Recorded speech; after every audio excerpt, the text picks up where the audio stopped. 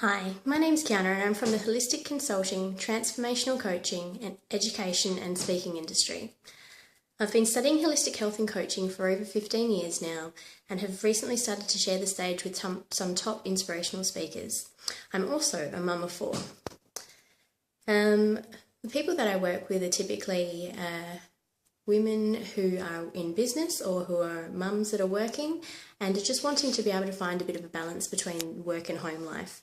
So whether it be a factor of within their jobs as well, feeling quite frustrated, feeling overlooked, unappreciated, just really not feeling as though the career that they had dreamt of is actually serving the purpose of what it is that they want to achieve in their lives anymore.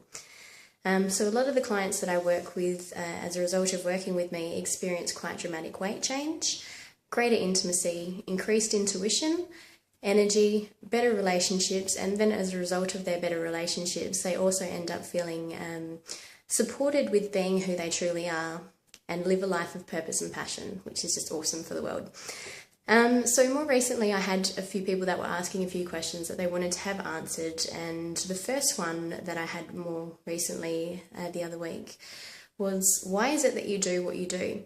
So for me personally, I've had quite an interesting journey over the last 32 years now, in which I've sort of been at the perils of what life has given to me rather than actually creating something for myself.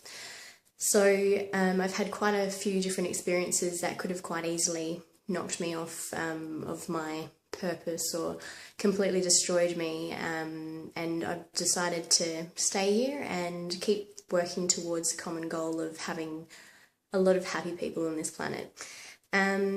So the reason why I do what I do is that it's coming to a point now within our evolution, I guess you could say, as humans, that there's so many people that are following the norms and they're not feeling very satisfied from doing so anymore. So it's not actually serving us as much. And so now we need to look at what options there are out there in a world where jobs are being replaced by robots, or where people are being made redundant because of the fact that there's just not that much of a value on those systems anymore.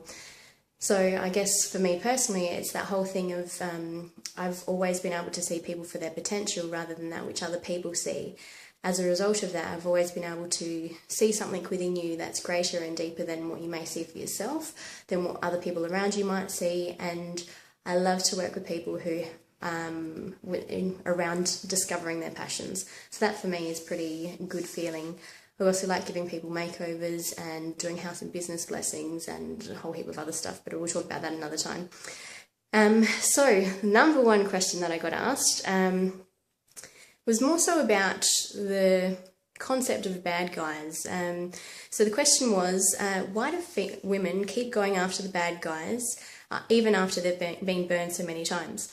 So this one was interesting for me because I have gone out with the bad boys, and I actually married one, and it was quite funny because there's this whole concept out there where people feel as though they're victims to the bad boy, and I don't actually resonate with that anymore. I think that the bad boy is something that can offer you fun and can offer you a certain level of liberation as well. I find that in life, men and women can both be considered bad from choices that they've made, but in reality, we're just doing the best we can with the knowledge that we have at the time. So this whole concept of the bad boy, I'm not quite too sure about it at the moment. I think that, if you look at our basic human function of being able to survive and thrive within this world, we do whatever we can to serve us best.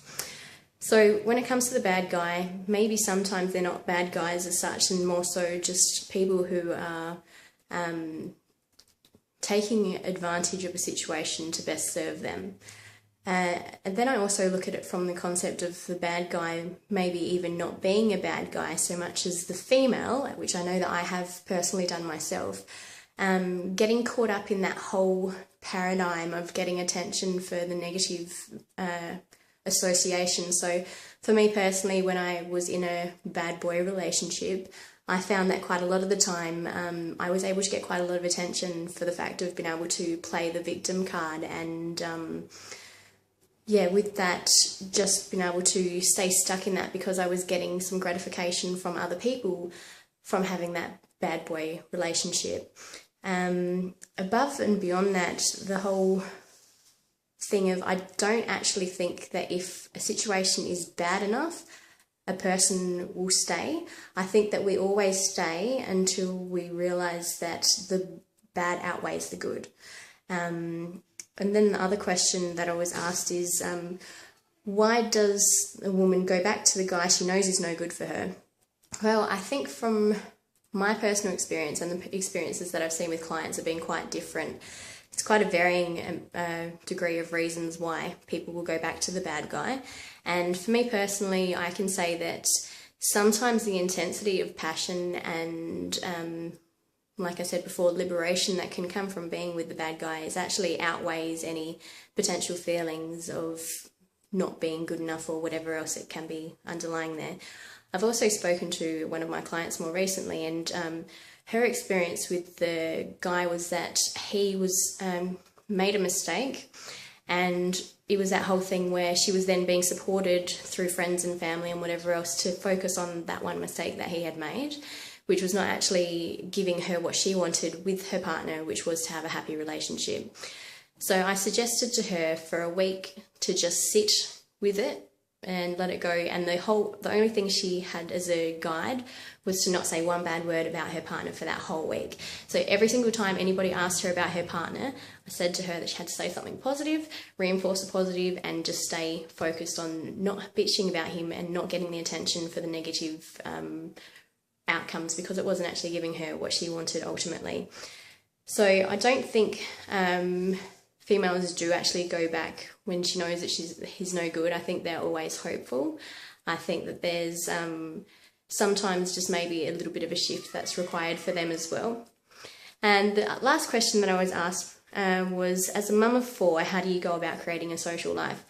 Well, for me, I have to say that I've sort of handed in my party days for a bit more of a wholesome type existence more recently. However, I do still get the odd occasion where I can go out and spend time with friends.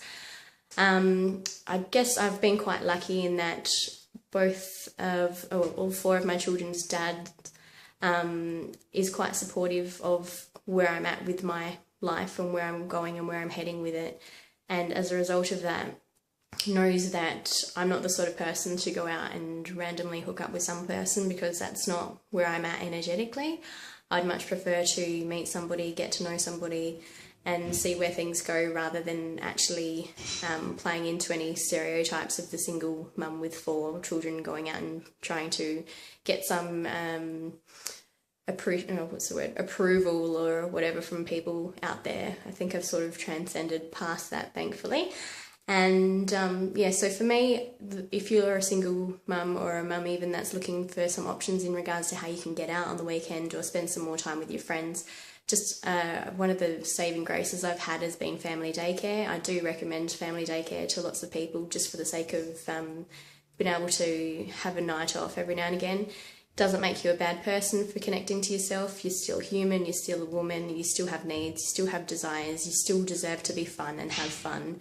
And children shouldn't stop that. I do think though that, if you're the sort of person that goes out for 4 days, well then obviously you're going to have to try and look at ways to navigate around that, or maybe just spend some more time focusing on the things that are really important in your life, like children. And so I don't really know what else to say around that one, but I think that whatever it comes to in your life, if you want to be able to create something, it all starts with being able to acknowledge that the issue exists, or that it is something that is of importance to you. And then once you've worked that out, it's just a factor of being able to plan strategies around putting steps in place to make that happen. That's one of the things that I do work with quite a lot for people, is to put those strategies in place to help them to live a life more in line with their potential and where they want to be going in life. So I think I might leave it just there for now, but thank you for watching, and I'll see you next time. And Alchemy by ADOR is my business name, so let's go out and create some magic in our world. Bye!